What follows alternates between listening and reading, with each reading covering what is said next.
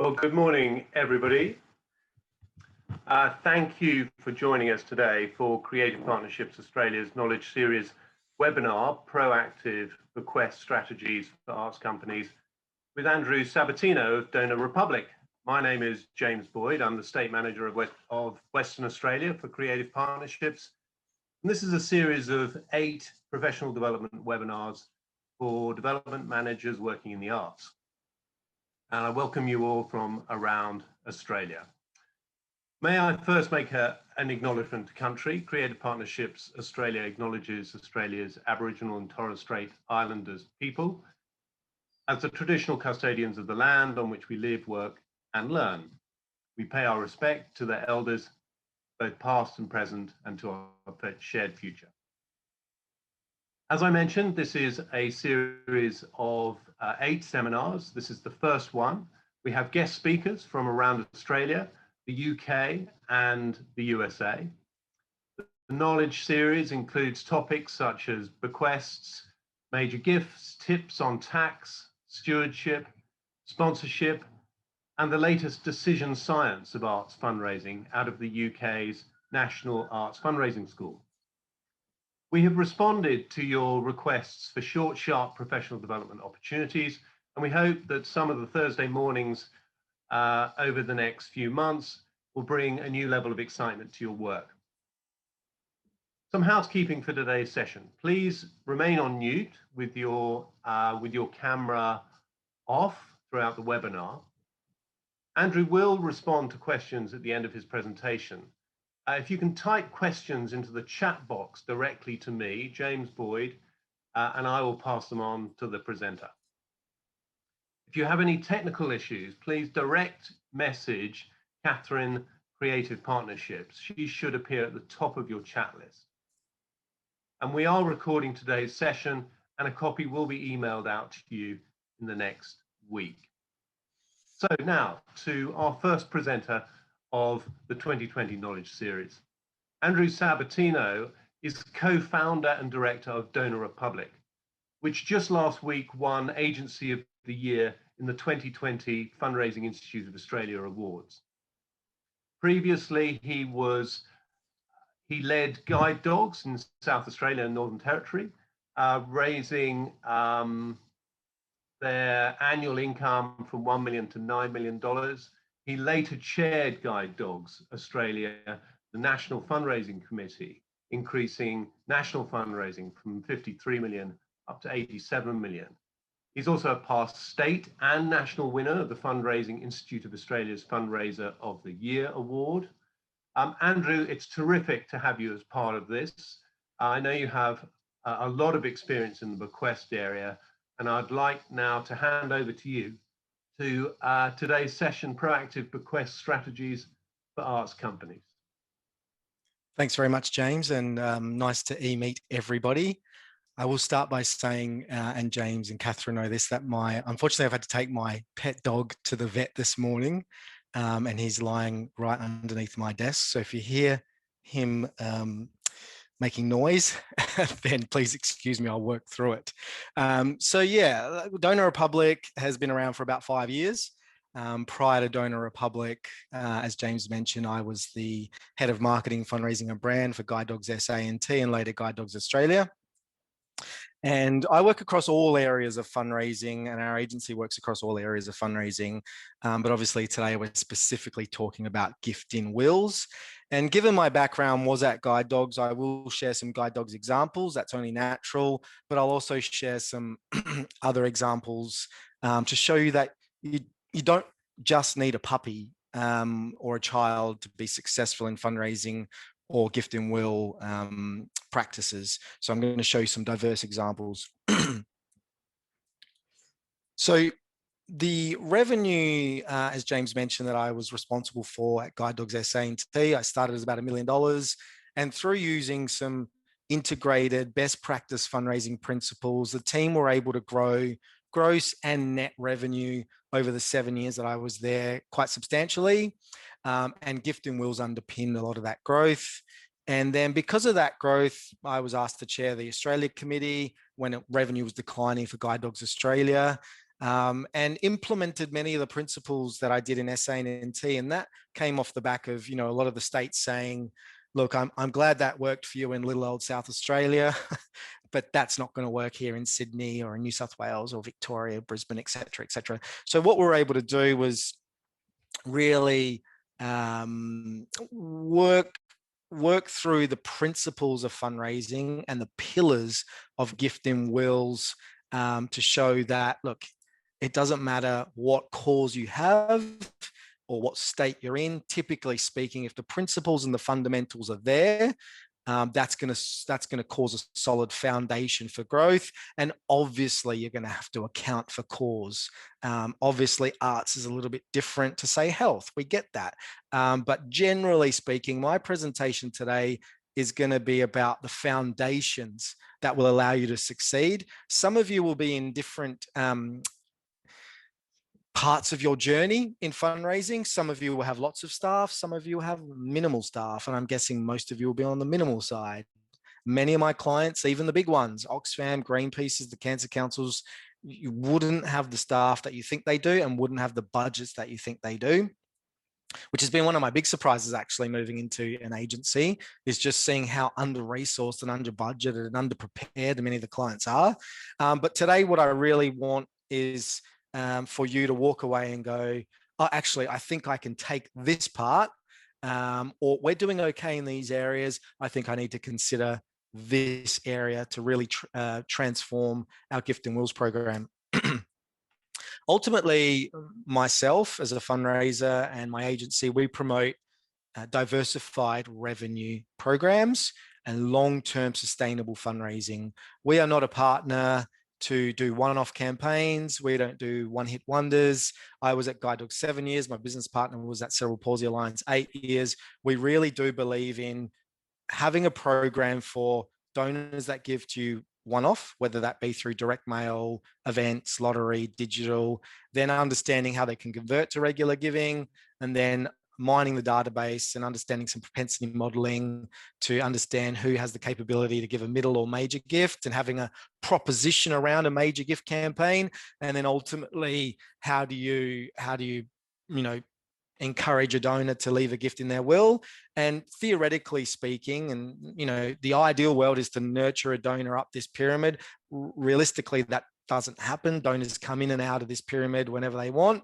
But so I think it's important to really preach a diversified revenue program, and understanding that your gift and wills or your bequest program is the pinnacle or the biggest in terms of average gift that you could ask for.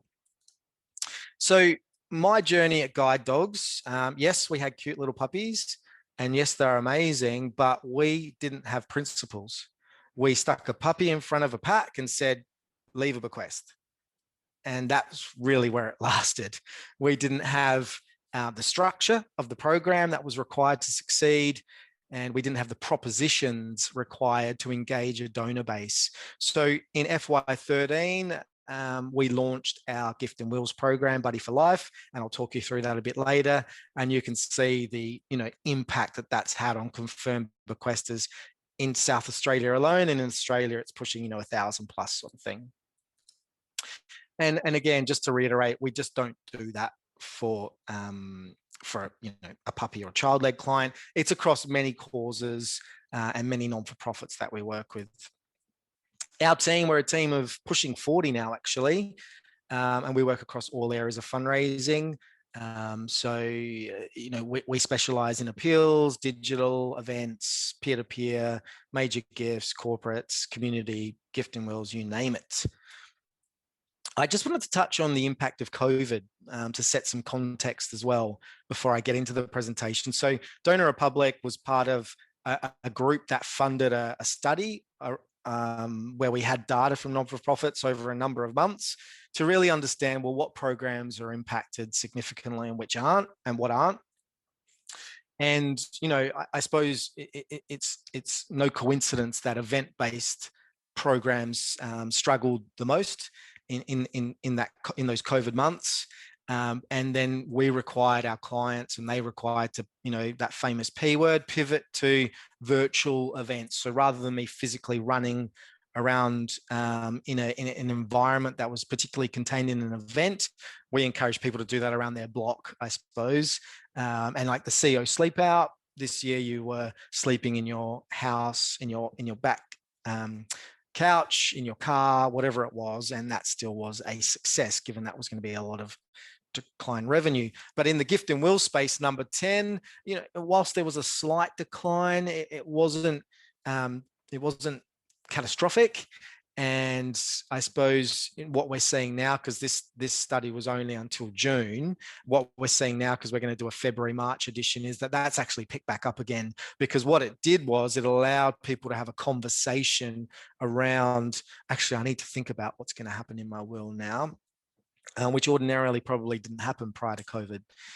And so some sector benchmarking, you can see at the bottom purple here, this is Bequest income from an organization called IVE, which is like an agency like mine. They get all their client data, and we share many clients, but they get all the client data and they kind of create a benchmark. And you can see that, shy of regular giving, which is in that 50 mil space there, you can see the importance and the general upswing in gift in will giving over the recent years. And so whilst I have presentations on this green bit and this blue bit and every single bit, today we're really going to focus on gift and wills. And so, often when I'm working with boards, they say, well, why should we invest in gift and wills? We don't see a return for 7 to 10 years. We need now. So that is true. The average bequest, and I say average loosely because I don't think there's been a study done in a while, but the average bequest used to be around 7 to 10 years. What that means is, on a database or a donor base, there are people that passed away, unfortunately, within 6 months to 12 months after confirming they were leaving a bequest. And there were some that passed away between 20 years. When you aggregate that data, the average is 7 years. People then forget that there's a whole bunch of people leaving gift in their wills before that 7-year period. And so people just don't bother, or they don't see an immediate return. So Included Charity, which is an organization founded through the Fundraising Institute of Australia to promote charitable and gift in will giving, did a study recently around, they did a study a while back now, actually, but in 2015, the number of people that were passing over 60 was in the 130,000 mark, of which 7.5% left a gift in their will, and the average gift at that time was 52,000. And so that equated to 511 million in that sort of market. Whereas forecasted rates through people passing away due to the baby boom of population would be, sixfold almost, or fivefold almost. And then because of the work Included Charity is doing, included the work non-for-profits are doing, and because of the age, the amount of boomers that potentially wouldn't have had children, which increases propensity to leave a gift in your will, that was forecast to increase to 12.5. Even if you keep the same average gift, which I think we know for various reasons and inflation that would increase, that market of gift in wills is going to increase significantly over time. And so, as I mentioned just before, one of the key reasons really is based on survey and consensus data through the government, the amount of people that will have no children, or the amount of couples that will have no children, is going to forecast to increase from 8% to 23% over 20 years. And not having children is probably the number one driver, or number one propensity modeling score, if you will, or reason why someone would be more inclined to leave a gift in their will. I mean, typically speaking, you have children, you want to make sure that they're looked after first. If you don't, then you have the ability to have a profound difference elsewhere. So before you can kind of start your bequest program or your gift and will program, there's a couple of assumptions I'm going to make here. So the first assumption is you need to have a staff member doing this or some form of budget. I've seen, like my time when we first launched, we had $5,000 for a Bequest campaign. Some of you might think that's a lot. Some of you might think that's nothing. I suppose we got that up over to about 25,000 over time, over those, from FY13 to FY16 or whatever it was, because we saw success. Having said that, if you don't have any budget and it's largely up to you and you only, then I'm going to show you what you can and can't do in the framework that I'm going to provide. I'm going to assume you have to have a database to work with or some form of donor base that you know of. I suppose that's a given for any non-for-profit. And then staff will be educated between, what's a percentage, what's pecuniary, what's a cash gift, what's residual, what's an asset, how does that work, and whether it's part of any other campaign or capital campaign. So you'll need to know how that kind of bequest will work. And then I'm also going to assume that you know your donor and you know the donor that is typically leaving gift in wills at this present moment. And yes, that fluctuates, but typically speaking, there's a certain age category as a primary audience, and then a secondary aging category or demographic as a secondary audience, where you bring them along that journey until the ask, if that makes sense. So understanding the age at death, and that sounds really morbid and horrible, but understanding the data at this particular point, you can see that, most people are passing away, male and female, in that 85 to 95 bracket, or even in that 80 to 95 bracket. So understanding that 80 to 95 bracket would mean that they were born around 1925 to 1940, that whether they had children or no children during World War II, typically speaking, the husband may have gone off to war to fight, wife at home, potentially didn't have time for children during that period, potentially passed away during war, didn't have children. So really understanding what happened during that period is critical. And there are varying levels of experience that a donor might have around the Great Depression. So, some of that would be you need to make something from nothing. Some of that would be we just trust charities nonstop. Some of that would be really horrible and traumatic times. So the more we can understand the donor and the more we can use the language around them and not us, the better our bequest program will land. And, a lot of those families at that time, I think it was 90%, if not 95%, were brought up in religious households. So having that religious skew in your gift and wills program is something for you to consider in terms of faith, hope, values-based language would really resonate with that donor base.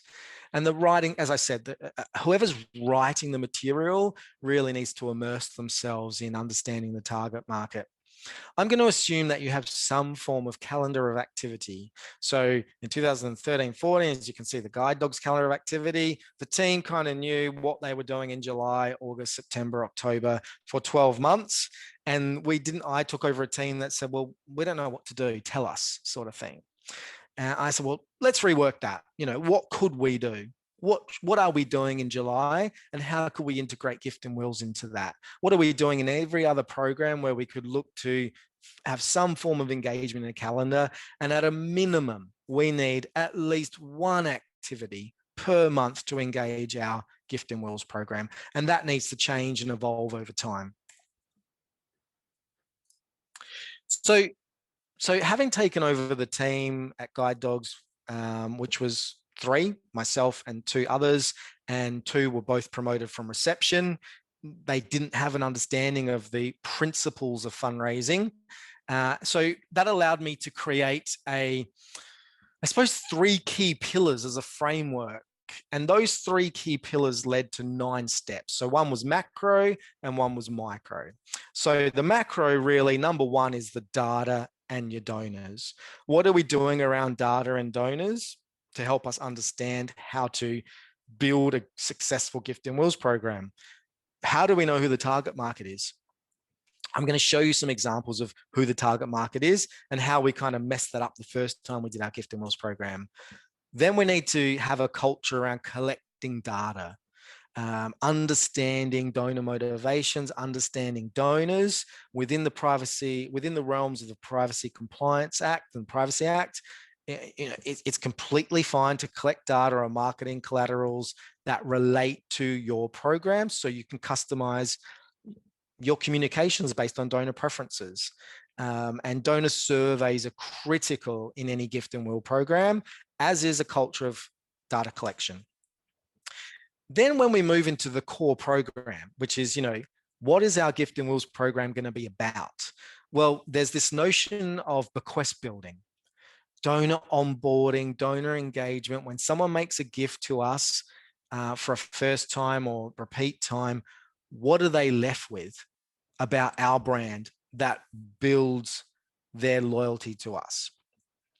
So not actually directly involved in gift and wills, but indirectly links to increasing the propensity of someone leaving a gift in their will. Then you need to understand your proposition, your messaging, your style, your conversion packs, your ask packs, your follow-up packs, your inquiry packs, your thank you packs. What are we trying to get across? What does our organization stand for? And is that coming across in our messaging through gift and wills? The phone is a great way to talk to donors, whether that's internal through your own resource or volunteering, or whether you have the luxury of outsourcing that to a professional call center. And we did split trials, and I think the market's moving more towards internal staff making those calls, but that's going to be critical to have great conversations with your donors. Events, having a culture where you can speak about gift and wills openly at any event was a mandate by my CEO at Guide Dogs. At any event and at every event, the importance of bequests had to be spoken about. That was a policy in our fundraising policy. So if you were hosting some clients coming in to get their ears checked or their eyes checked, or they're partnering with a guide dog for the first time, and you have a group of people, you had to talk about the importance of gift and wills to our organization, culturally led at the top. That also started with the CEO asking every board member to leave a gift in their will, every executive, and it was really taking the uncomfortable and making it comfortable, what we know as normalizing bequests. Then you're going to need, so the third pillar is really the integration. How do we integrate bequests into other programs? And how do we build relationships, and how do we grow bequests? Now, often, I took over a program at Guide Dogs where they just hovered on one step, relationships. That was it. It was only relationships and relationships only. There was no understanding of the target market, no data collection system, no proposition development, no bequest collateral, not on the phone, no integration to events, no integration to middle and major donors. You could see why the program really wasn't going anywhere. It was just hovering on one cylinder. I talked about integration to middle and major donors. This is critical, and I'll explain why in the data. And then what we also need to consider, given that a large proportion of gift and wills will just come unsolicited through donors that have always wanted to make a gift but haven't quite got there. But then when they're dealing with their estate agents, they might say, well, have you considered a small percentage to philanthropy? And then, literally a list of brochures can come out. You want to be part of those lists of brochures, really. So they're the 3 pillars and the 9 steps that you can build a solid strategy around. So that's how I formulated the Guide Dogs program and much of the strategy for my existing clients, which the creative geniuses at Donor Republic put that into a gift and will strategy tree. So the numbers don't quite correlate just yet, but generally speaking, this is a wonderful tool for anybody to really just understand where they're at. So do they have a strong foundation for growth? Do they have support at the leadership? Does the CEO and board shy away from gift and wills, or do they openly talk about it? That is critical. Is there training? Do we have a strong proposition? Do we have collateral and assets? Do we capture data? Do we understand data? Supporter entry points. Number 2, where do our gift and wills come from? And what are our comms journey around it? Number 3, how do we treat our donors? Number 4, what is the impact we're showing them around where their money's going? Number 5, how do we deepen the engagement with some core donors that can make a significant difference? Number 6, what's that always on lead gen, surveys, asking, integration to direct mail? How's that looking? Number 7, what's the overarching awareness campaign? Number 8, how do we move people from I'm interested, I'm considering, I'm intending, I'm confirmed, and what's the journey there? And number 9, what's the thank you process? Once they're in and they've confirmed, what do we do? So this is a really good framework, as is the 3 pillars and the 9 steps I showed you earlier. They're kind of same. So I'm going to get into how I did it at Guide Dogs, and I'm going to show you how some other clients have done it too. So step 1, establish and define your target market. And the best way to do that is to use the IVE benchmarking. And so really we need to understand what is it that increases a donor's likelihood to leave a gift in their will, because they're the ones we want to target. So we know that age is a factor. We know that recency, frequency, value is a factor. We know because they love the cause, or they're connected to the cause, or they have someone that passed away and they want to give in memory, or they've been helped themselves. We might know that they're wealthy, they're giving large gifts, or they live in affluent suburbs, or their family's connected to someone that is. And we might know that there's a major life event, like they sold their business, or they sold their home, or they're retiring, or whatever it is. So we know through conversations with donors, we may or may not know, but our aim is to know that these things can happen. But as I said earlier, one of the key things you need to know front and center is, do they have children or grandchildren, really? So looking at the benchmarking, and thank you to Pareto Fundraising who allowed me to share this, it's about, this shows the confirmed bequest rate of all the charities that went into the benchmarking. So what you can see here is that major donors, typically major donors, the regular givers that don't come from street or face-to-face fundraising. So regular givers that just give through direct mail, or just call you up and say, I want to give a regular gift, and donors that give through your direct mail program. Those 3 cohorts are your strongest drivers for gift in wills. So in your direct mail program, you need an integration strategy to gift in wills. In your regular giving program, non-face-to-face, you need a conversion strategy. And certainly for your major donors or middle or major donors, the conversation around gift and wills needs to be seamlessly integrated. Yeah, so I think I just drilled into that value here, which is $1,000 donors are what you're looking for. But having said that, your middle donors and your 250 donors are also quite likely. So value is a key driver. Then looking at recency, this is a really interesting slide. Yes, recency, those that are giving to you within a year are twice as likely to give. But interestingly, from 2 years and above, the data and the benchmarking suggests that donors are just as likely to give 3, 4, 5, 6, 7 years from supporting your non-for-profit than they are 2 years. So we need to think about, what is the lapsed donor strategy? I may have given $1,000 to your arts organization 5 years ago, 6 years ago, 7 years ago, and I still may think that I'm really a key supporter, given that that's a large gift for me. It might be 10,000, it might be 100,000.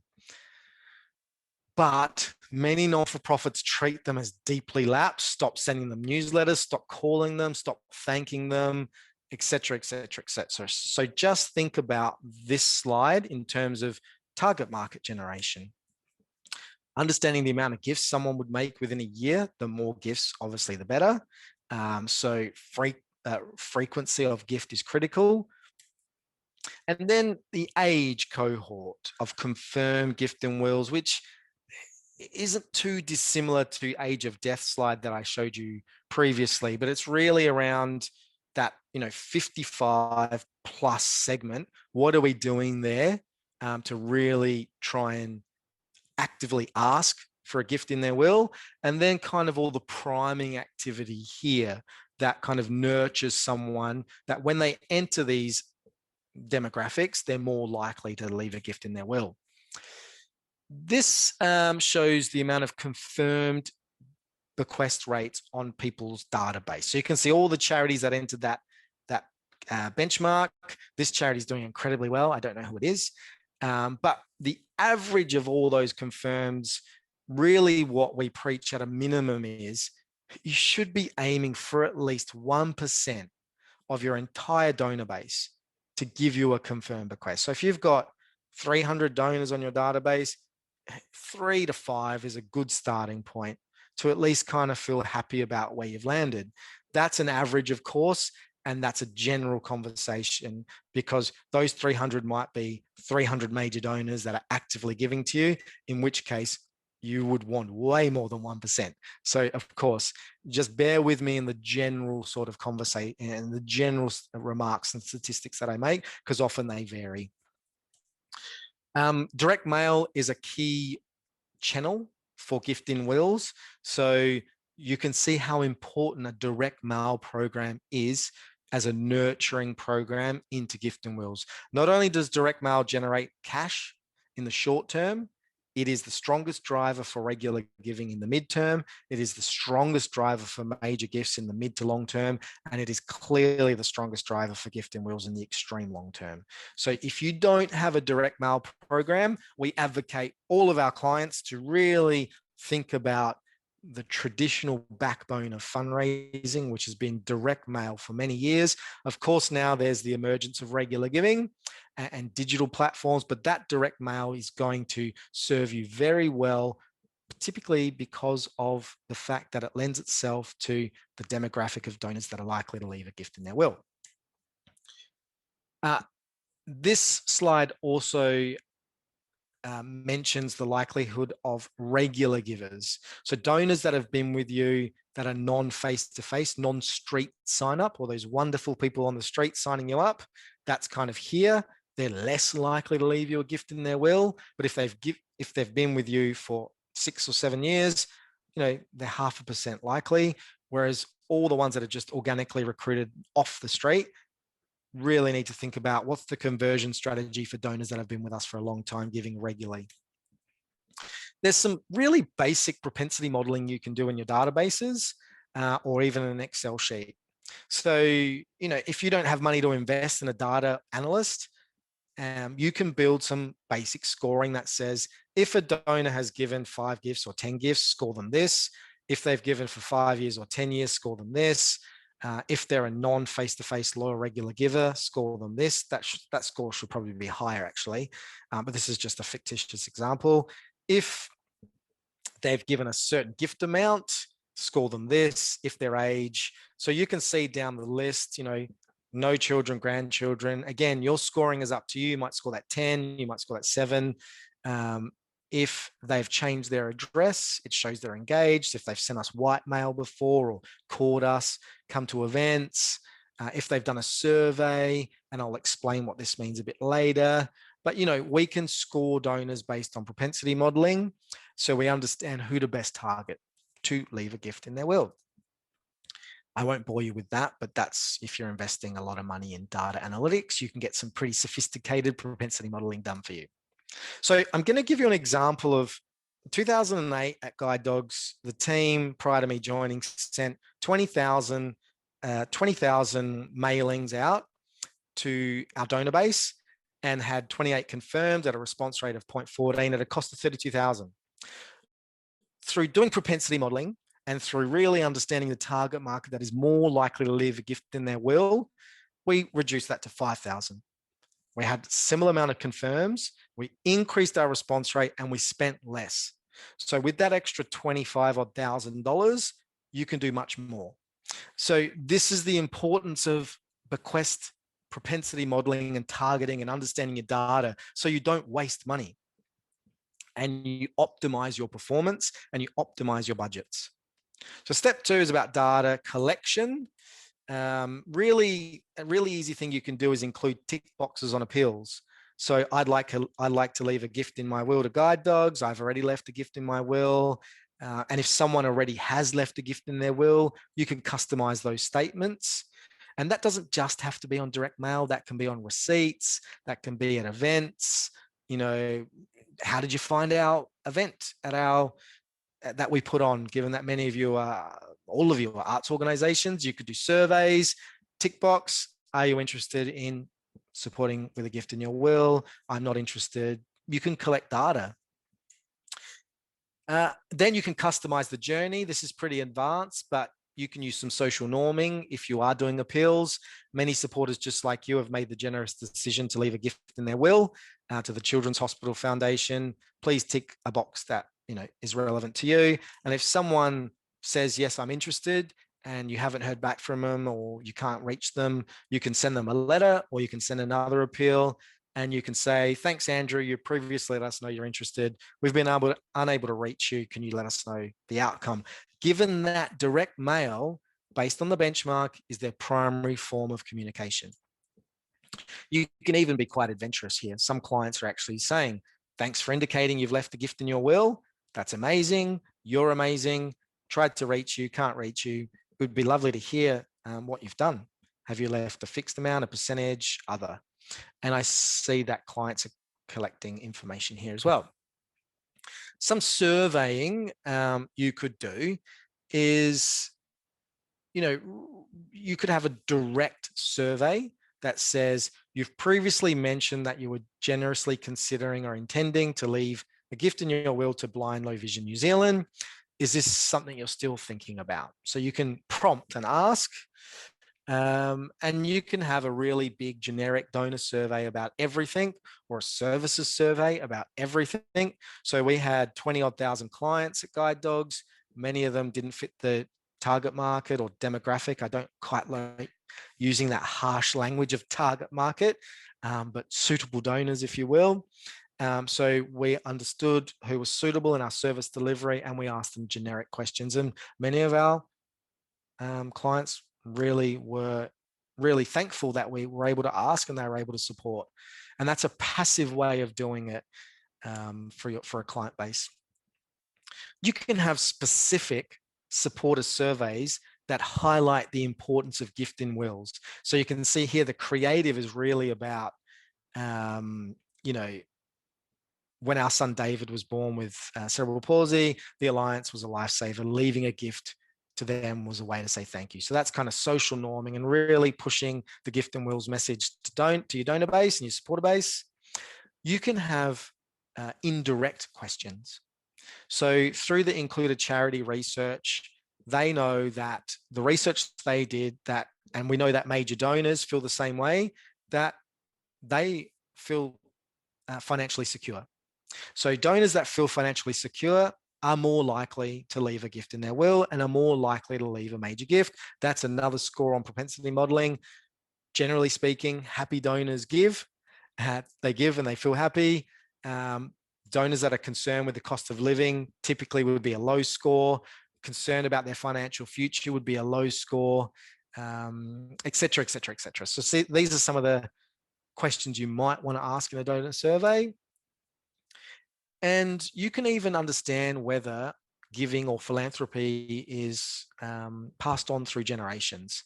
So giving to charity was important to my parents, therefore it's important to me. So a culture or a generation of philanthropy would be more likely to leave a gift in their will than ones that wouldn't.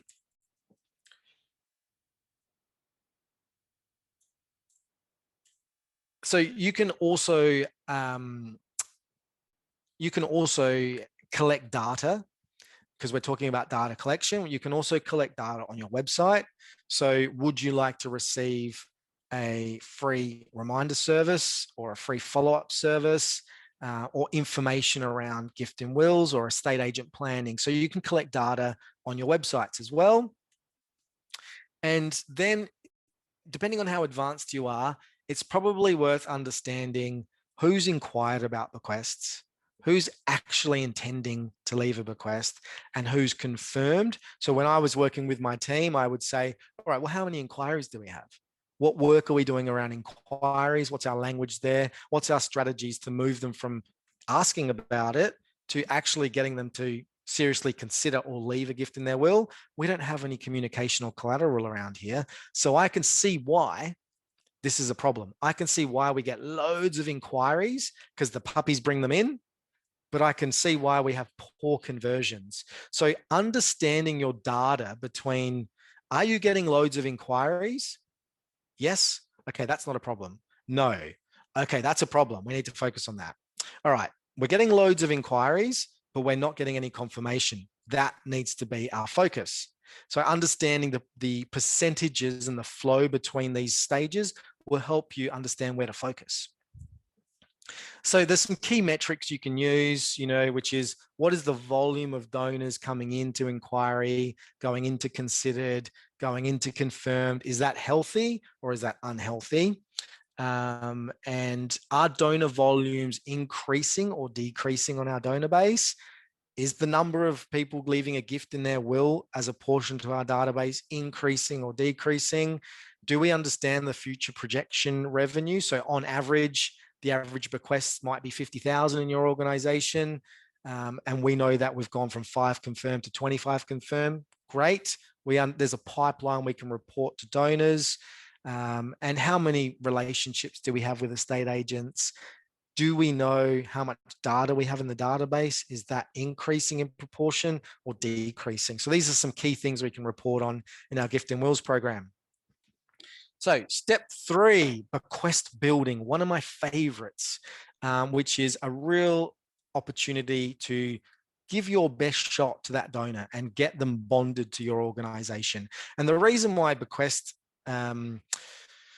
donor building is so important is because of this graph. Second gift rates are declining in our sector rapidly. What that means is we are so obsessed with asking for money that we forget about the aftercare. We've become this car salesman. We just want to drive the sale. We want to get the money. And when we get the money, then we don't live up to our promise in the remainder of the donor journey. That is clear in the data, and that is clear in all the research we've been doing as a group. So what we've developed and what we can develop is, well, how are we going to treat our donors when they come into our organization? When they give a first donation, what are we going to do? What's the next thing they should experience? What's the next thing we are best known for? So if we're known for guide dogs, or if we're known for symphony orchestras, or if we're known for production, the best production in the town, then why are we talking about something else the next time that is so dramatically different? So how do we kind of keep that journey in line with, thanks for supporting the dogs. Did you, and we know you love dogs, but did you know we also did this with dogs? And aren't we great? We also do this and we do this. So understanding the donor care. And so here's an example of what we used to do. We used to get a first donation through our direct mail or digital campaigns or at our events. We would try and we would wash the database to get their phone number, which of course is within the Privacy Act. And it used to cost 50 cents to do that. And often that's if donors didn't actually fill in their phone number on the donation form. And then if they gave a certain donation, the CEO would make the call, the client would make a call, a volunteer would make a call, or our bequest officer would make a call. Then we would post a welcome book, an automated SMS, an email with a video, and then they would receive a bunch of collateral, which would lead to a donor event at the end. So this is known as bequest building or donor engagement strategies to bond a donor to your organization. And within all of those journeys, the aim really was to collect data. So here's Jody. Jody is a client. Jody got paid from Guide Dogs. Her script was, thanks so much for donating to our organization. It's because of wonderful people like you that I'm able to gain employment. I'm calling you to say thank you for helping me and many people like me. I've actually got my guide dog with me here. It's a wonderful call, and I appreciate that not every organization can do that, but we're starting to do that now with volunteers at many organizations we're working with. Now, Jody's role really is to say thank you, to make the donor feel bonded, to collect data. Why did you support guide dogs? Do you know anybody with a vision impairment? What is it that you love about our work? What is it that you love about the arts? What is it that you love about our organization, et cetera, et cetera, et cetera. And then promote some key messages. Did you know that we were the original guide dog provider? Or did you know that we are not government funded? You need to think about your key messages that you can promote to your donors. And so when we received your mobile number and Jody called you, you would then get an SMS, and the SMS would be a multi-channel touch point.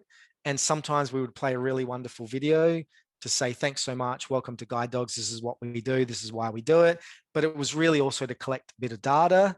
And then we would send you an email and we would say, thank you for ensuring Alicia never walks alone, an emotional proposition there. And then we would kind of stack that with some key messages, continuity of the journey. It was nice to chat with you over the phone recently. I thought you'd like a nice little email to show you the types of work we're doing. And then we would promote some key messaging. So this is really bequest building, donor journey engagement. And then so after that, when they gave the gift and they received a phone call, they received an SMS, they received an email, which, my boards would say to me, geez, Andrew, aren't you bombarding them? And I mean, I suppose the answer is yes and no. If they're getting a good message and we're saying thank you and we're articulating where the money goes and we're making them feel amazing, then I can't see the problem with that. In fact, I think it's good donor principles as highlighted by our increase in donor engagement and revenue. If we were calling them non-stop asking for money, then I see that as a bombardment. But really, our role in philanthropy is to go beyond the donation. And that's ultimately what we were trying to do here. So we moved away from this really branded thank you letter into a more traditional non-for-profit letter printed in black. And we would say, this letter was printed in black and produced in-house by volunteers to save costs and ensure that your donation goes exactly where it's needed. And we would find that was elevating our donor engagement. And I would write handwritten messages and the team would write handwritten messages to make donors feel bonded to our organization, to make them feel special and to go beyond the donation. And then we would create a thank you booklet. We had the luxury of having a corporate partner pay for this. So if you could do that, that would be amazing. I appreciate that's not the case for everybody. I've seen some of our smaller clients actually print thank you cards from their in-house printer. And ultimately, you would have a nice little thank you pack that looked like that, a bit of donor care. And that would promote the work we did. So you have a wonderful opportunity to succinctly promote all the work you do. Guide dogs, autism, vision, hearing, sensory, discovery center. That's what we do on a page. And it's why we do it. So what we do and why we do was coming through. And we had lovely paraphernalia. So the bequest strategy also was largely around get guide dogs in people's homes and in people's hearts. How do we do that? Well, we need to elevate our communication. We need to send them things that they'll keep on their fridge. So we said in our letter here's a magnet. Please put this beautiful picture on your fridge as a reminder of your amazing work. Simple and easy things that you can do as well. And then, if they gave a second donation, we would write more wonderful feel-good material. And then a third donation, again, we would say, you've been supporting us for a while now. Here's actually some outcomes You know, Eiffel's actually become a guide dog, York's become a guide dog, Hero's become a guide dog. This is all possible thanks to you. So here's the outcomes piece after you've been giving 3 times. And then the 4th time someone gave on our database, we would have a code at the bottom of the letter. You can kind of see there. And then the volunteers internally would know, okay, this pamphlet needs to go with this letter. It's their 4th donation. This is the journey. And we would create some emotive material here. Together we'll create bonds, together we'll offer comfort, together we'll create lasting memories, and together we'll create new beginnings. So you can see that there's no rational content in this donor engagement journey. It's not to say that there shouldn't be. There absolutely should be. But in this particular case, the beauty of non-for-profits is we get to dial that emotion up. And then if a donor gave 5 gifts, now that could happen in a year, that could happen in 5 years, it could happen in 3 years. But once they reached the 5D mark on our database, we would get a list of donors and we would invite them to an event when we felt the numbers were kind of stacking up. And this is what that event looked like. Now, you all have wonderful platforms for your events.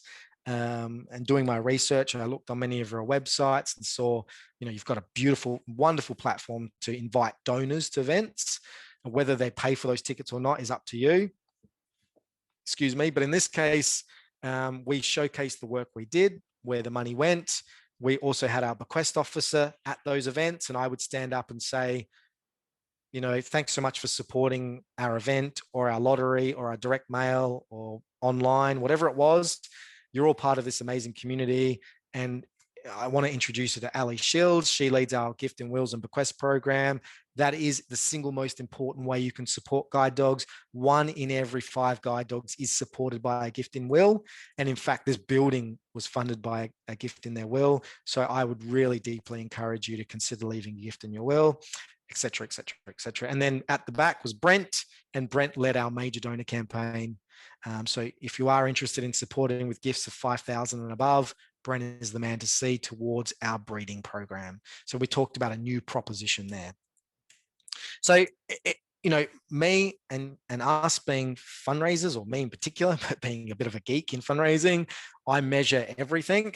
So I know that 2nd, 3rd, 4th, 5th, and 6th gift rates through the introduction of donor care or bequest building materials is going to be higher than the cohort of donors that did not receive that material. That is a no-brainer for me and probably doesn't even need to be measured. And so I actually had the revenue figures on here, sorry, so that probably hasn't come through on the slide, but I think we asked for a certain amount of money to print the paraphernalia, work with an advertising agency to come up with the material I showed you. And we had proved that with that investment of $20,000, we actually, because of the blue line, were able to make a net difference of about $70,000 for the donors on our database that we split. 5,000 got the thank you journey, 5,000 didn't. And obviously, this is the result of the 5,000 that did. It doesn't need to look as polished and as amazing as that. It can be as simple as messages, phone calls with compliment slips, photos, you name it.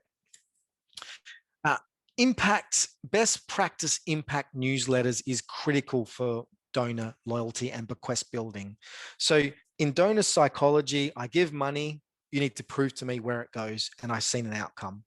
Our industry is shocking for not understanding how they can best show outcomes. I have 114 clients at Donor Republic, and I could categorically say that prior to working with us, none of them had a good donor newsletter. None of them. And we work with the big, the small, the medium, and they all talked about themselves, and they didn't talk about where the money went and what the outcomes were. So this is really basic. You know, you are supporting families in need. Your money is helping. Donor psychology or consumer behavior will tell you, I've invested in something, I've got an outcome, I am satisfied. Here, Riley is alive thanks to your support. Thank you for bringing joy to the family. You helped Erin start school with confidence. So this is all donor outcomes from donor donations. and you have the ability to do that, whether it's your youth programs, young artist programs, painting programs, whatever it is, show donor outcomes in donor newsletters. And so in bequest building and in donor engagement, it's really also important to normalize bequests. So in your donor newsletters, as I said, feel free to promote gift in wills. You can have generic newsletters which promote gift in wills, or if you have a gift in will society, you can have a dedicated gift in wills newsletter. This is much more advanced, depends on where you're at. This talks about everything and anything that's involved with the bequest society, as they're called. So we understand who our donors are that leave gift in wills. Step one. We're collecting, we've got a culture and a system that collects the data that helps support us with a donor pool that we can approach. And we've actually built some donor loyalty and made donors feel good about our organization. They understand where their money's going, and we've made them feel good, and not just that we're asking for money all the time. So step 4 is, well, what do we actually say? How do we ask them to leave a gift in their will? You need an acquisition or conversion pack.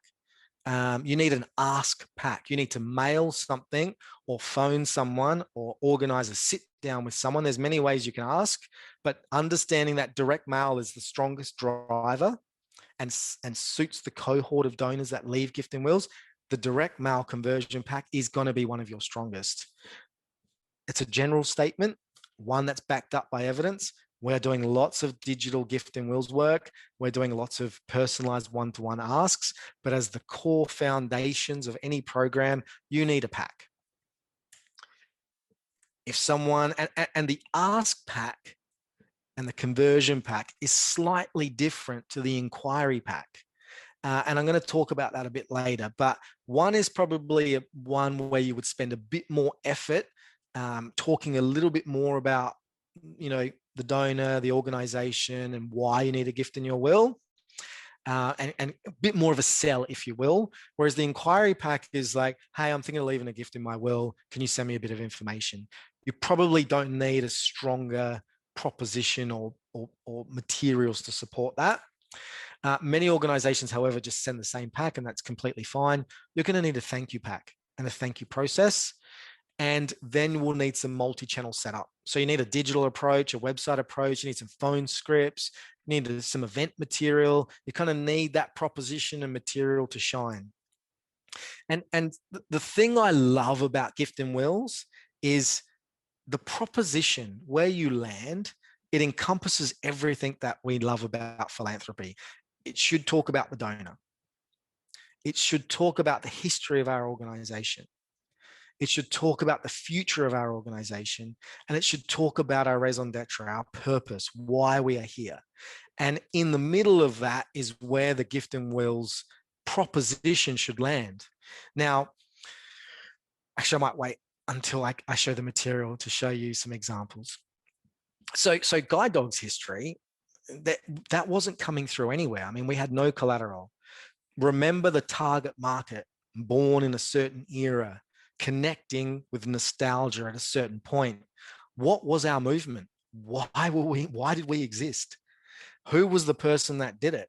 Frank Beecham was a man that his colleague was blind after the war, and he had no support. And he thought, well, I've learnt about the movement in Germany. The movement in Germany happened after World War I, where soldiers that had been subject to explosive bombs had lost their vision. They were in hospital beds, and one of the doctors had a pet German Shepherd. And what he noticed was his German Shepherd was taking all the soldiers out to go to the bathroom and leading them back to their bed. And he thought, there's something in this. So he started kind of understanding dog training. And then after the war, the English didn't want the dogs to be known as German Shepherds. They wanted their own dogs, the Labradors. So it moved away from German Shepherds into Labradors. And then, we didn't talk about any of this in our collateral. We had so much beautiful storytelling. The first ever guide dog was called Buddy in Australia, and Frank's nickname was Buddy. So we thought, okay, well, there's something in this. And so what we need to do in bequest proposition development is understand the donor proposition, their beliefs, their values.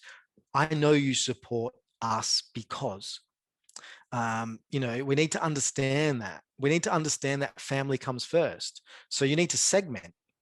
So if I've got a family of 4, I'm going to look after my kids first. That's a given, you would think, pending any family crisis. But so in my language, if I know that Andrew has 4 kids, I would say, thanks for supporting guide dogs for however long. Really, you've been a supporter for 25 years. We would love to invite you into our Gift in Wills program. Appreciate that you need to be responsible for your family first, but if you could consider a small portion of your to us, that would be amazing. So the language changes. Then we have an opportunity to promote our organizational history, our vision, our mission, our values, our brand, and why you exist. Then we can kind of get into that traditional fundraising space, the problems, the need, the urgency, the tangibility, the storytelling, all that kind of stuff that we're stuck in most of the time in philanthropy, which is what's the need? How do we solve it? But what bequest propositions allow you to do is talk about benefits-led, future-orientated, positive impact and strategy. So the organization is moving in this direction because it's had a foundation of the past. We need you to help us get there. And so one of the key things you could do internally, and you don't need an agency for this, is understanding your brand and then selling that brand in your best proposition ever, which is your Gift in Wills proposition. So what is your heritage in equity? Where did you come from? For us, it was Frank Beecham. And for us, we were the original provider of puppies for 60 years. We had people trying to come into our space saying that they were guide dog schools. They didn't have what we had. What was our reason for being? Our reason for being was to give people their life back. That was our purpose. What was our vision? Our vision was, it doesn't matter if you had vision impairment or hearing impairment, there should be no barriers to your life. And our attributes around our brand, our rational and our emotional. Our rational was, a guide dog or a white cane offers independence and mobility, but the emotional side is it offers companionship and a bond. And the personality traits of our brand was, at guide dogs, we feel safe, we feel cozy, we feel like you're our best friend. And then our essence really was the majestic relationship that a dog has with its handler or its owner. Imagine the relationship you have with your pets. Imagine what it would be like if you were blind. It's just such a special thing. None of that was coming through in any of our communication strategies. So we weren't putting our best foot forward. So I really encourage you to go through this process. Don't forget the power of a name in your Gift in Will program. So there's a lot of research done in naming a program. I'm a big believer in naming the program. Internally, it brings it to life. It creates a culture. Externally, it gives a donor a sense of belonging, and it also allows you to connect with something a lot easier. So using the brand pyramid, using my history, using my equity, using my characteristics and my traits and what we stand for, we were able to form the Buddy for Life program. Buddy was the first ever guide dog. Buddy was the name of Frank. We need you to be our buddy for life in this journey. And we really emphasize the bond, the majestic bond that dogs had with their owners, right? So that was done through art direction. All the shots had to really encapsulate that bond. So I'm going to show you an example of a client, RFDS, Royal Flying Doctor Service. This is what they came with to Donor Republic before going through this exercise. So will you become our newest alliance member? I don't know what that actually means. And there's different treatments all over this pack. So you can see a proposition is about becoming an alliance member. What they're also talking about is disaster recovery. Now, that's not what they do. And so this is not gone through the proposition kind of pyramid, I suppose. when we went through the proposition pyramid with them and understood what they stand for and why they stand for it and what their characteristics were and what their heritage was, they lost a really big part of what donors said in this exercise, which was Reverend John Flynn, the man who founded the movement and the reason why many of the donors that were born from 1920 to 1945 gave. They gave because of this man and what he stood for. That wasn't coming through in this at all. And so what we knew about Reverend John, was that he was a maverick. He was a man that went further. He was a man that didn't say no. He launched the movement on a camel.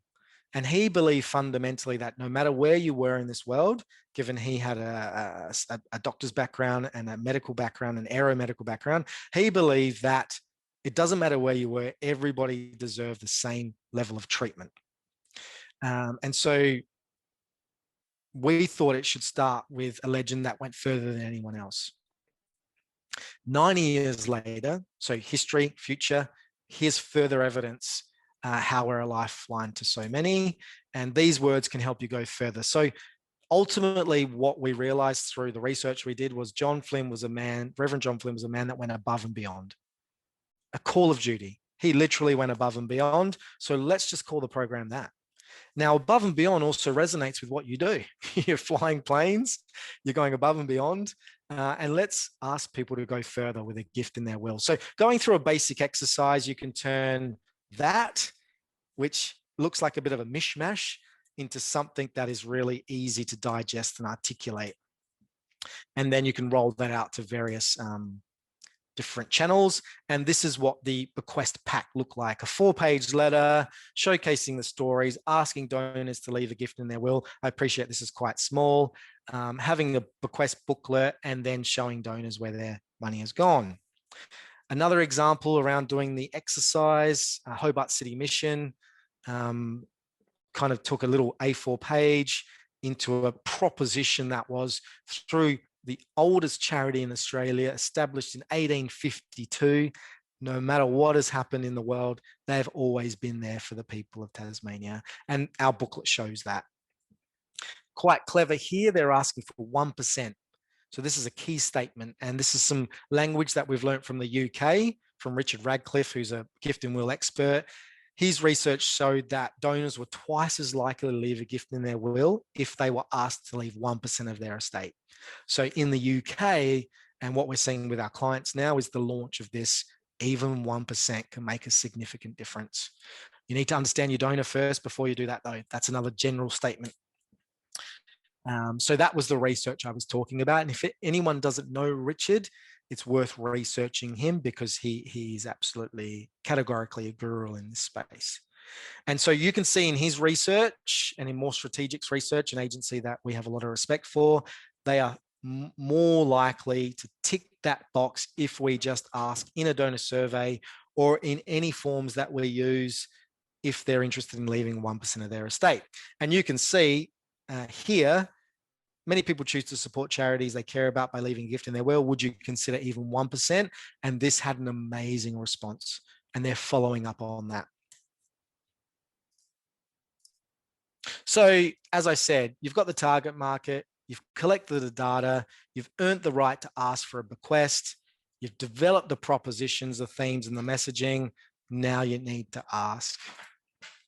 And the best way to ask is that conversion pack: history, future, bequest brochure, and then a really easy to understand big A4 response form to make it really easy for that donor demographic to respond to you. That pack was sent to 5,000 donors. It had pretty good response rate. We got some good confirms. So it's important to explain to board members and to CEOs that might not understand philanthropy. Why would you bother, is what they said to me. Why would you bother at that response rate? That is one of the worst response rates I've ever seen in my life. And they're right. But when the average gift is $50,000, or in this case, it was 30 when I did it 5 years ago, it's actually a pretty healthy return. And so, do your mailing to your donor base once you've earned the right to do that. and once you've developed the collateral and the material, and if you don't have the budgets to do that, you might actually want to talk it through with a donor. You might want to write it on a page, as some of my clients have done, write down their material on a page and actually speak it through with a donor. And it's actually really refreshing and beautiful when I've heard one of my clients say, I don't have any money to promote this. I am the promotion. I'm talking to you about my Gift in Wills program, and here's what I want to talk to you about today. So let's just say, hypothetically speaking, that you send that pack to someone, or you ask them to leave a gift in their will, and they say, send me more information. And which was the case with us. And we were like, we don't have any more information to send. So we had to create another letter that said a little bit more about moving them from considering to why they should give. And that why they should give was largely, a message from a volunteer that converted or a client that converted to Gift in Wills. So you need to consider, if someone does say, send me more information, well, what will you send them? Don't be caught out like we were at the time. And in this case, we have Bev promoting why, and we had a series of whys as well. And so once someone leaves the gift in their will, then you should call them. You should potentially thank them and invite them to a Bequest event, something like this. And you should send them a thank you pack. And we repurposed the information we sent in Bequest Building, and we put our history on there, and we said, thank you for becoming a buddy for life. It's because of wonderful people like you that you're doing an amazing job. That can be emailed, that can be printed, or that can even just be spoken out, depending on your budget. You can. So one of the key things to consider with the emergence of our digital framework is how prepared you are digitally for Gift in Wills. So, what are you doing on SMS? What are you doing on the phone? What are you doing on your website? And multi-channel donor engagement, how are you engaging donors? So if you're not part of Include a Charity, it's worth Googling Include a Charity or speaking to the Fundraising Institute of Australia and understanding what you can do there to be involved, to promote your cause at a time when the industry promotes Gift in Wills. You need to understand what you're doing online, digitally. Do you have a presence, knowing that many donors research you online? Is there someone that I can contact that is a real person? Do we want to change bequests to Carol's name? Do we want to personalize that?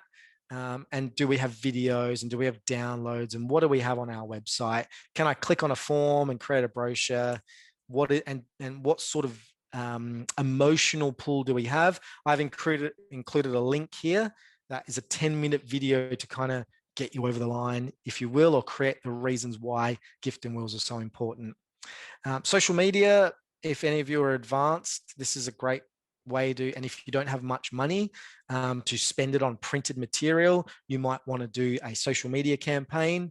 Not as effective as direct mail, in my opinion, for the results we're seeing, but effective based on your budget. So thank you to Wazo, who have allowed me to review and look at their program. And so, I won't be brutal here as I normally am, but I would say that, they have a good presence online for their bequest and endowment fund. It's quite clear that they have a digital presence. They have a wonderful bequest booklet. So compose your legacy. It feels as though there's been some thought and consideration put into this booklet, and there's some creative expression, which is lovely. I think the will of music is good. That's nice. It's quite emotional. There's quite a nice emotional pull there. I think it's a nice intro. I would probably, when we move into the next page, which is estate planning is for everyone, I would probably tweak that slightly and make that more donor focused, more about you, which they do later in the book. And I think that there may be an opportunity here, rather than kind of getting into it and introducing Wazo and then saying estate planning is for everyone. I think there's an opportunity here to speak about your history.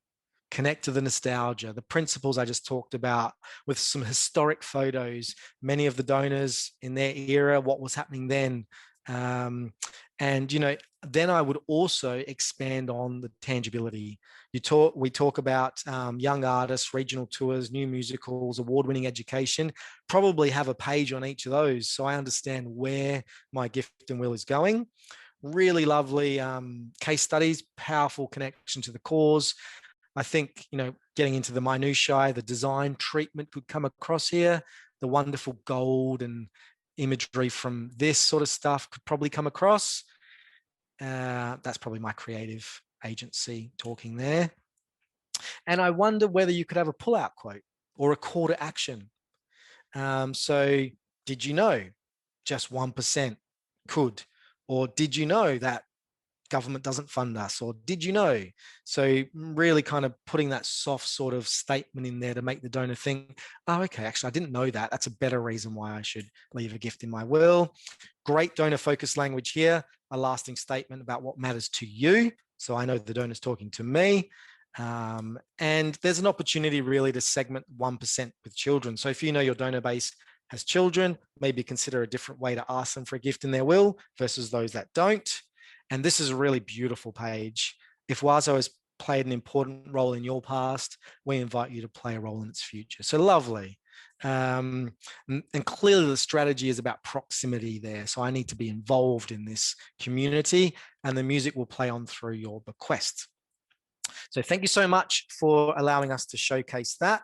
I think the only thing we could do there is really develop that acquisition or conversion pack. You know, the letter at the moment inviting a donor to consider a gift in their will probably could be a bit stronger. You could really talk about your history, your vision, your purpose, your mission, the donor, and then where the money's going. And really elevate that. Sorry, that was my dog vomiting right next to me.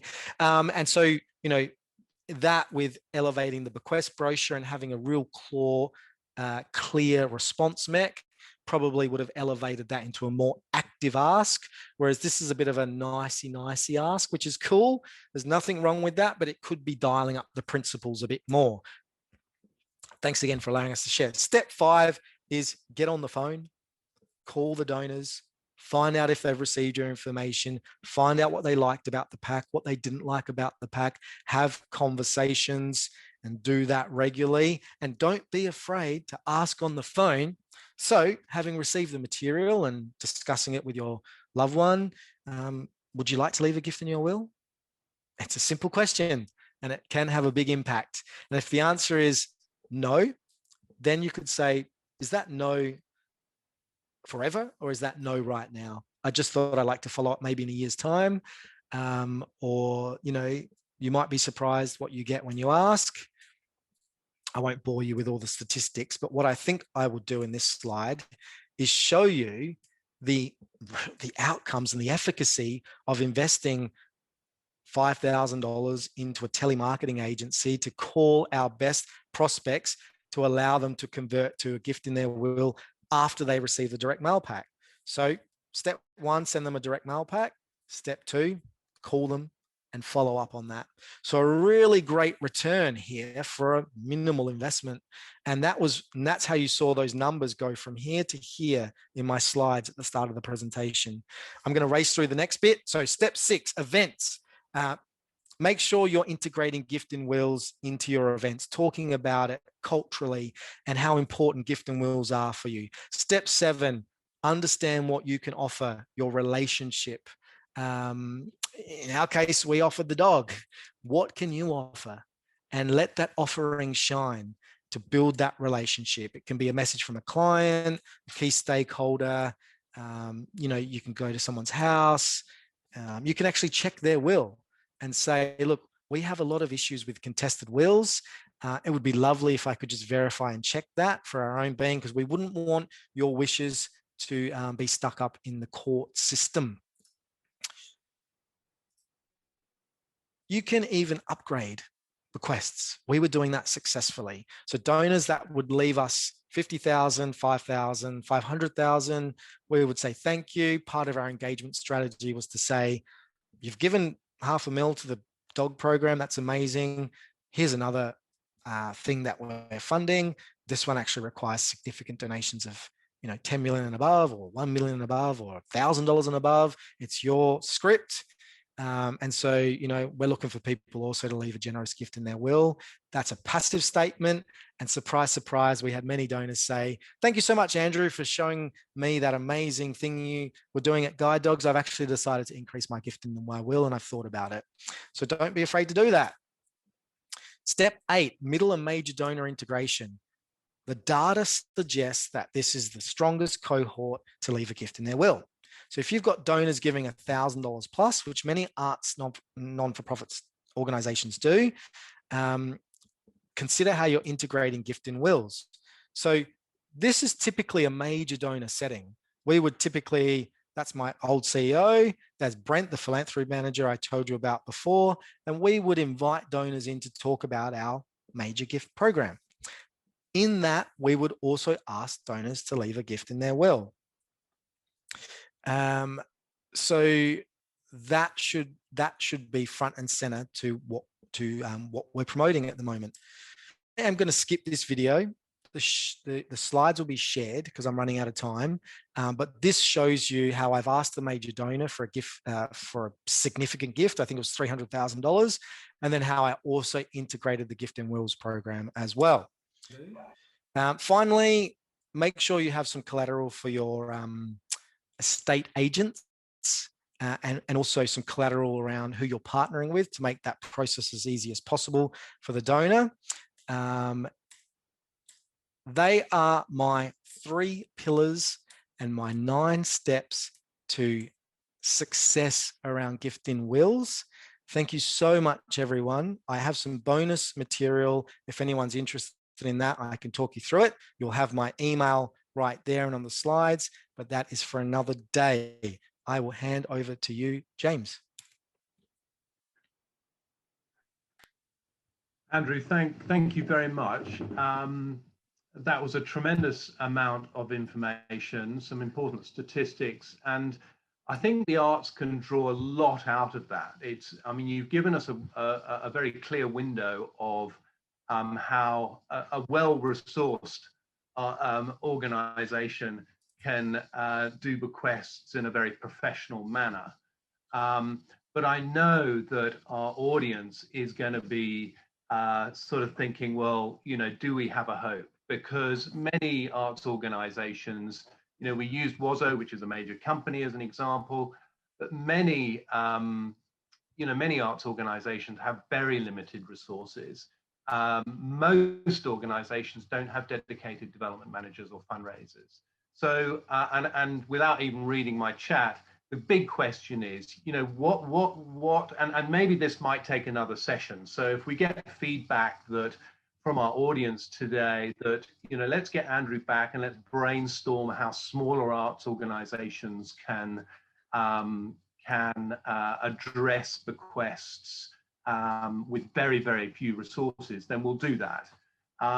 But what a couple of things that sort of jumped out at me, but I want you to sort of expand on them as well. You talked about if you've got a target, perhaps 1% of your donor base, converts to a bequestee. Be very targeted in your communications, and you stressed, anybody that's giving more than $250 and perhaps is 55 years and above in age, use direct mail, and have some sort of printed ask.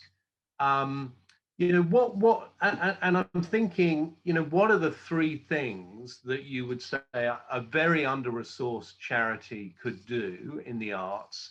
Perhaps even something that you could pass to a board member, someone who really isn't a professional fundraiser, but you could pass to a board member and say, could you run with this?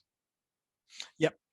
So I think, look, it largely sits in the first thing I would do is, you can't have a bequest program without a database. You just can't. So you're going to be asking nobody. So I think step 1 is really navigating a board through Well, these are the types of donors that have been leaving gifts in wills. And this is why, this is who leaves a gift in the will. And first of all, understanding who allows you to, orchestrate your energy towards that target market. So number one is I would be really working on understanding your donors, understanding data, collecting data, and that would be my number one focus. Because there's no point having the best bequest brochure in the world if you've got no one to ask. So understand your donor, get your target market, get your data based on what I've told you today. Build your database. For that's in general, but also for gifting wills. Number two, I would focus on is giving it your best shot. And what I mean by that is building the proposition or the ask, encapsulating everything I've talked about today. Start with your history. Connect the donor to your history and your reason for being. It's likely that they are connected to that. That's a good starting point. As I said, of the 100 clients, I would say almost none of them included their history. And we can see from the Wazo, however you said that, apologies. You can see that they skipped a beat there with history. Beautiful book, amazing. Could have had history in there. Could have articulated better where the money goes. So proposition development. What they were fantastic at was that emotional proposition development. That was brilliant. So step two would be know how to give it your best ask. Know how to give it the best story and give it the most justice. This is the most important ask you'll probably ever make, given the benchmark says it's the highest gift. Correct me if it's a general statement, because I know that a lot of major gifts are up to the millions, 10 millions, and the grants are at that. But generally speaking, this is one of the most significant asks you'll make. And the third thing I would do is don't be the greedy salesman that just focuses on asking for money. Include that donor into your organization, your non-for-profit. Make them feel part of the fabric. Make them know where their money has gone in the past or where it's going if they leave you a gift in their will, and be as transparent and as authentic and as open as possible. That's probably my advice, James. Those are three things I would be articulating. Do you think you need an organization with history to be successful in this space? So every organization has history. It's just how big it is or how deep it is. And so what I mean in the essence of history, it's probably the movement. So I worked with the Children's Childhood Cancer Association, formed in 2013. We have no history, they said to me. I said, well, talk me through why you began. Well, we saw an opportunity in the market where children coming from regional and remote areas with cancer treatments had no place to stay. Their family had no place to stay, and no one was accounting for this. And the government wasn't giving us any money, and parents were feeling quite vulnerable being away from their children, as were children. Okay, guys, well, that's not coming through in any of your literature. And so they gave us a photo of the parent. Initially, it was a parents' bereavement group that came up with the idea. So I asked for permission to share the photos from that parents' bereavement group. We're talking about a 2013, so 7 or 8 year organization with no history. Let's start with that. So let's get donors connected to your starting point. Yeah, okay. I do have a few questions, but we haven't got a great deal of time left, and I'm thinking that there may be questions that come out of today's presentation because there was so much information in there, and I think most organizations, most arts companies that have tuned in this morning will be thinking, well, where, what are the key bits of information for me, and what could I do in my particular setting? So look, I'm going to invite those that are taking part in today's webinar to email me and I will, if you've got any questions, email me, and I will contact Andrew, and we'll try and respond to some of those questions, because we went a little bit over time in the presentation. So I invite you to email me, but we're getting some great feedback on the content, so that's terrific. I think there's we've just got to pull out what we think we can do, but it was wonderful to sort of have a window of how the professionals do it, and how the arts perhaps can use some of that information in their particular setting. Are there any sort of final remarks on your part, Andrew? There's a couple. Firstly, sorry, because you told me I would run over time. I told you not to worry. So deepest, sincerest apologies. I can talk about fundraising and gift and wills underwater, clearly. So that's the first thing. The second thing is thank you to everybody. I can see your chat comments.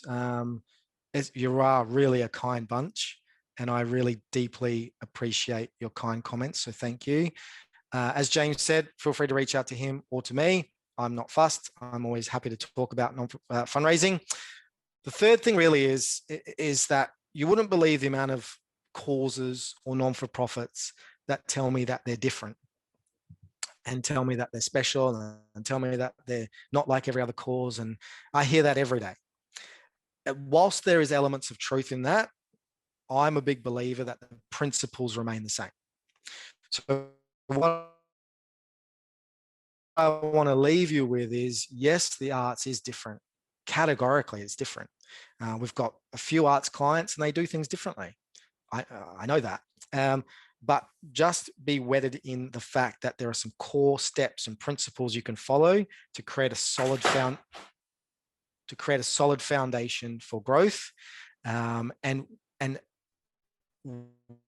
where you're at today, where you're at in 12 months' time. And that's completely okay as well. So thank you so much for allowing me to chat to the group. Thank you, everybody, for your kind comments. And again, James, I'm sincerely apologetic for running over time. That's okay. You owe me a little bit of time to, if I get some. Look, I'd like to add a couple of things that you said before we end. One is the importance to talk about, I love the point you made about the policy at Guide Dogs for staff and leaders to talk about bequests. And it was actually, the importance of normalizing the idea. So I'd like to remind everybody of that key point, and also to go back to the slide, the strategy tree, because pretty well everything is in that strategy tree. And I think the arts organizations taking part today can look at that strategy tree, the gifts in will strategy tree slide, and identify what they can do in particular. So look, thanks again, Andrew. Appreciate your time. Thank you to Lisa at WOZO for letting us examine WOZO's strategies. It was a good session. I sense we need to do a second session on bequests to try and hone down a little bit. So we'll give that some consideration at CPA. The next Knowledge Series webinar will take place on Thursday, the 18th of March, and feature Elaine Werner of Steeple. She'll be offering senior development managers coaching and mentoring strategies, really to help build stronger and more effective development teams. So do spread the word to others that you think may be interested to join us. But thank you for your participation today. I invite you to send questions to me and I'll forward to Andrew, and please enjoy the rest of your week. Thank you all.